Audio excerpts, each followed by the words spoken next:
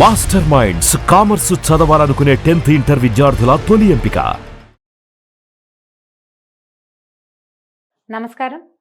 మనం ఎన్నో పంచతంత్ర కథలు చెప్పుకుంటున్నాం. అందులో భాగంగా ఒక కొత్త కథ చెప్పుకుందాం.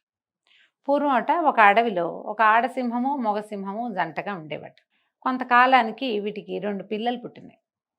ఈ పిల్లల్ని కన్న తర్వాత ఈ ఆడపులికి ఆడసింహానికి వీటికి ఆకలి ఎక్కువట. అయితే మగ సింహాన్ని ఏదైనా ఆహారం పట్టుకురా, నాకు చాలా ఆకలిస్తుందని చెప్పింది. చెప్పేసరికి ఈ సింహం బాగా వెతికి వెతికి వెతికి చూడగా ఏమీ ఆహారం దొరకలేదు. సాయంకాలం చీకటి పడే వేళ అప్పుడే పుట్టిన ఒక నక్క కూన దొరికిందట సింహానికి. నక్క చచ్చిపోయింది, ఆడనక్క. పుట్టిన పిల్ల దొరికింది. ఈ పసిగుడ్డుని చంపబుద్ధి కాలేదు సింహానికి. అది దాన్ని నోట కరుచుకుని తీసుకొచ్చి ఆడసింహానికి అప్పచెప్పిందట. ఏమీ దొరకలేదు ప్రియురాలా, ఇవాళ అనుకోకుండా ఈ నక్క కూన దొరికింది. ఇది స్వజాతి ప్రాణి, మనలాగానే దీనికి గోళ్ళు పళ్ళు అన్నీ ఉంటాయి. మన జాతి జంతువు, పసిబిడ్డ, దాన్ని చంపలేకపోయాను, నెత్తుటి వాసన పోలేదు. ఏదైనా ఇంకో జంతువు కంటపడితే దీన్ని తినేస్తాయని తీసుకొచ్చానంటే, ఈ చంటి పిల్లని చూసేసరికి చిన్న కూన నక్కపిల్ల తను చూసేసరికి ఆడసింహానికి జాలేసింది. పోనీలే, ఈ ఉన్న పిల్లలతో పాటు అది కూడా నా పాలు తాగి పెరుగుతుందని ఏం చేసిందట, తన సొంత పాలిచ్చి తన 2 పిల్లలతో పాటుగా ఈ నక్క పిల్లని కూడా పెంచింది. సింహం పిల్లలు నక్క పిల్ల కలిసి 3 కలిసి పాలు తాగేవి, ఆడుకునేవి. వాటికి తల్లి తమ వేరు ఇది వేరు అని సింహాలకి తెలియలేదు, నక్కకి తెలియలే, హాయిగానే ఉంటుంది. అయితే కొద్ది రోజులు అయిన తర్వాత నక్కకి తెలిసిపోయింది, తనలాంటి వాటి సౌండ్ శబ్దాలు అవన్నీ అది గుర్తుపడుతోంది. సింహం పిల్లలు అంత తెలివిగా లేవు, వాటికి తెలియలే. అయితే ఈ 3 పిల్లలు ఒకరోజు అడవిలో వెళ్తుంటే ఒక పెద్ద అడవి ఏనుగు కనపడిద్దట. సహజమైన శౌర్యంతో సింహం పిల్లలు 2 గర్జించి ఆ ఏనుగు మీద పోట్లాటకి పూనుకున్నాయి, అరుస్తున్నాయి, దూకడానికి ప్రయత్నం చేస్తున్నాయి. నక్క మాత్రం హడిలిపోయింది ఏనుగుని చూసి ఏం చెప్పిందంటే, బాబోయ్, ఇది మన జంతువు, మన శత్రువు, సహజ శత్రువు ఏనుగు సింహాలకి. దీంతో ఎదిరి పోరాడకూడదు, దీంతో పోరాడాలంటే పెద్ద శరీరం ఉండాలి, మీకు శరీరం లేదు అని చెప్పేసి వెనక్కి తీసుకొచ్చేసి. అయితే ఇలా వెనకాల అది పెద్దదనుకుంటున్న నక్కపిల్ల తమనట్లా డిస్కరేజ్ చేసేసరికి జ్యేష్ఠ భ్రాతగా భావించినాయి, అంటే వాటి పెద్దన్నయ్యగా భావిస్తున్నాయి ఆ పిల్లలు 2, సింహం పిల్లలు 2. ఈ నక్క మాటలు విని నిరుత్సాహపడి ఇంటికి వచ్చేసినాయి. వచ్చాక సాయంకాలము తల్లికి చెప్పినాయట, పెద్ద ఏనుగు కనపడింది, అన్నయ్య చాలా భయపెట్టేశాడు, అది కుమ్మేస్తుంది, దంతాలతో కొట్టేస్తుంది, నాన్నను కూడా ఇదివరకు కొట్టింది, మిమ్మల్ని చంపేస్తుంది, కాలుతో తొక్కేస్తుందని చాలా బెదిరించాడు. కాబట్టి అన్నయ్య మేము వచ్చేయాల్సి వచ్చింది, లేకపోతే మేము ఏదైనా చేసేవాళ్ళం, దానికి కొంచెం దెబ్బైనా కొట్టేవాళ్ళం, ఇట్టా మమ్మల్ని చేసేసింది, మమ్మల్ని డిస్కరేజ్ చేసిందని తల్లి దగ్గర పోరాడినాయి. అన్నతోటి పోరాడేసరికల్ నక్క గట్టిగా కేకలేసింది, తిరగబడింది.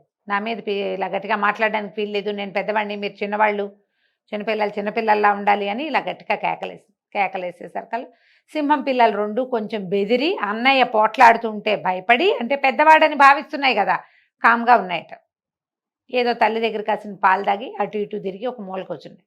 ఈ ఆడసింహం ఏం చేసిందట, నక్కని పక్కకి తీసుకెళ్ళి నాయన, నువ్వు నక్క పిల్లవి, పుట్టిన పసిగుడ్డువి, మీ తల్లి చనిపోయిందని మీ తండ్రి, నా సింహపు తండ్రి తీసుకొచ్చి నాకు అప్పచెప్పాడు.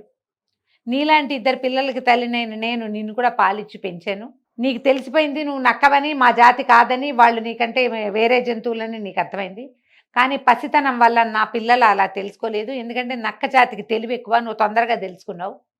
సింహపు జాతిగా ఆ తెలివితేటల్లో వాటికి పౌరుషం వచ్చింది, సహజమైంది. తన మన భేదం తెలుసుకునేంత తెలివి ఇంకా రాలేదు. ఒకసారి కనుక వాటికి అర్థమైందా, నువ్వు అన్నవని, మాతో పాటు పాలు తాగేవని, ఆడుకున్నవని పొరపాటును కూడా చూడవు. ఎందుకంటే పెరిగే కొద్దికి వాటికి పౌరుషమే పెరుగుతుంది. తనది కాని దాన్ని దగ్గరికి రానివ్వవు, అవి ఇంకా తెలుసుకోలేదు. తెలుసుకున్నాయా నేను చంపేస్తాయి. కాబట్టి ఇప్పుడే వెళ్ళిపో, నీకు అర్థమైంది వీళ్ళు నువ్వు ఒకటి కాదని. ఇక నువ్వు మా దగ్గర ఉండద్దు. భవిష్యత్ కాలంలో ఎప్పుడైనా నువ్వు వీళ్ళు కలవచ్చు, కానీ వీటితో పాటు ఉండి వాటిని నువ్వు తమ్ముడుగా, అన్నయ్యలుగా, నువ్వు అన్నగా, వీళ్ళు తమ్ముళ్ళుగా నువ్వు కంట్రోల్ చేయలేవు. ఇంక ఇది జరిగే పని కాదు నాయన, నీ దారిని నువ్వు వెళ్ళిపో. అడవిలోకి వెళ్తే నీ జాతి వాటికి కనిపిస్తాయి, నువ్వు ఎలాగో అరుస్తావు కదా, అరిచి పిలిస్తే వాళ్ళలో ఎవరో ఒకళ్ళు చూసి నిన్ను స్వజాతీయుడు కాబట్టి చేర్చుకుంటారు అని చెప్పి పంపించేసింది. ఈ నక్కపిల్ల అడవిలోకి వెళ్ళింది. చూసి అక్కడక్కడ ఉండుండి దానికి మొహం పైకెత్తి అరవటం తెలుసు. అది నక్క ఊళబెట్టడం అంటారు. ఊల కాదు, అళ్ళా అనాలి. ఆ ఊళ శబ్దం చేసేసరికల్లా ఆ దారిన పోతున్న నక్కలు ఇది ఎక్కడో కొత్త నుంచి నక్కపిల్ల వచ్చిందని పిలిచి ఎవరో ఎక్కడి వాడివి ఏమిటి అని తమ గుంపులో కలిపేసుకుంది. ఈ నక్క క్రమంగా పెద్దదైంది. వాటిలాగానే అడవిలోకి వెళ్ళి ఆహారాన్ని సంపాదించుకోవటం. పారసైట్స్గా ఉంటాయి నక్కలు. అవి సింహాలు అవి సంహరించిన తర్వాత జంతువుని అవి తిని వదిలేసిన వాటిని తింటాయి. వీళ్ళతో పాటు వెళ్ళి అలాంటిది పెద్ద ఆహారాన్ని తీసుకోవటము, తర్వాత ఈ ఊళ్ళల్లోకి అక్కడికి వెళ్ళి కోడి పిల్లల్ని ఎలుకల్ని వాటిని పట్టుకోవటము నేర్చుకుని తన దారిన తనుంది. ఎప్పుడూ కూడా ఒకే జాతి వేరువేరు జాతుల వాళ్ళని ఒక చోట పెంచినా కూడా స్వజాతి లక్షణాలు అవి వదిలిపెట్టుకోలేవు. ఆ లోపల నుంచి ఆ గుణం వచ్చేస్తుంది. సింహ పిల్లలకేమో పోరాడే గుణం వస్తుంది, నక్క పిల్లకేమో పారిపోయే గుణం వస్తుంది. దాని లోపల అదే ఉంటుంది. మనుషుల్లో ఇలా ఉండటం కొంచెం తక్కువగానే కనిపిస్తుంది. కానీ మానవుల్లో కూడా జాతి లక్షణాలు బెదరటము, భయపడ్డము, లేదా ధైర్యము సాహసంతో దూకటము, తెలివిగా ఆలోచించటము లేదా తెలివి తక్కువగా ప్రవర్తించటము, నాయకత్వ లక్షణాలు కలిగి ఉండటము లేదా ఫాలోవర్స్గా మాత్రమే ఉంటూ ఉండటము, చెప్పిన మాట వినడము వినకపోవటము, ఇవన్నీ వాళ్ళ తాలూకు రక్తగతమైన లక్షణాలు. అవి బయటకు వస్తూనే ఉంటాయి. ఎలాంటి చోట పెరిగినా రక్తగత గుణాలు రాక మానవు. ఈ రక్తగత లక్షణాలు కొన్ని వస్తాయట. వీటినే మనం జీన్స్ అంటాం కదా. కాబట్టి ఒకే జాతి మనుషులు ఒక చోట ఉండటం మంచిది. వేరువేరు జాతుల వాళ్ళు కలిసినప్పుడు ఎప్పుడైనా కొన్ని ప్రత్యేక సందర్భాల్లో ఇలాంటివి బయటపడతాయని ఈ విష్ణు శర్మ గారు రాజకుమారులకి తెలియజేశారు.